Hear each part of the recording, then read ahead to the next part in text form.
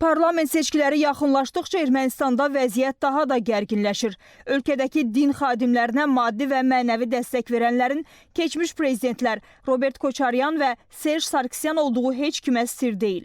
Hər iki şəxsin məqsədi bütün rıçaqlardan istifadə etməklə Paşinyan hökumətini devirməkdir. Təsadüfi deyil ki, İrəvanda və bölgələrdə hökumətin istefası tələbi irəli sürülən aksiyaların əsas təşkilatçıları da məhz din xadimləridir. Dinc əhalini hökumətə qarşı küçələrə çıxaran, Paşinyanın ünvanına nalayiq ifadələr səsləndirən Ağababa mahalının baş keşişi Mikhail Açapahanyanın və Tovuz Qala mahalının baş keşişi Sımbat Qalastanyanın həbslərindən sonra 37-yə yaxın kilsənin fəaliyyətində xeyli nöqsan aşkarlanıb. Erməni mediasında bəzi keşişlərin qeyri-qanuni yollarla ölkədən qaçdıqları barədə məlumatlar da yazılır. Qeyd edək ki, Ermənistan məhkəməsi Mikhail Açapahanyan və Sımbat Qalastanyanın 4 il həbs olunması ilə bağlı qərar verib.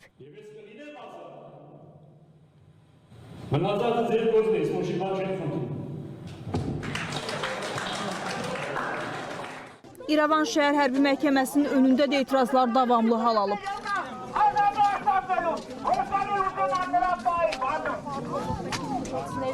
Göyçə mahalının Ağkilsə kəndində hərbi kazarmada baş verən yanğında 17 əskərin müəmmalı ölümü ilə bağlı 3 ildən çoxdur davam edən proses yenidən bərpa edilib.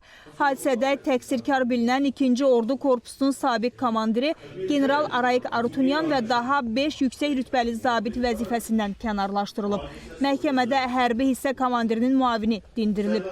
Ölən hərbiçilərin yaxınları qısa zamanda təqsirkarlara ən ağır cəzanın verilməsini tələb ediblər.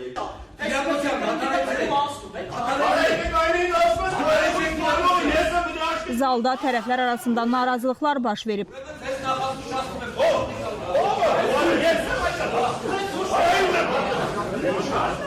Vəziyyətin gərginləşməsi məhkəmə prosesinin yenidən qeyri-müəyyən vaxta təxirə salınması ilə nəticələnib. Bu isə ölən əskərlərin valideynlərini daha da hiddətləndirib.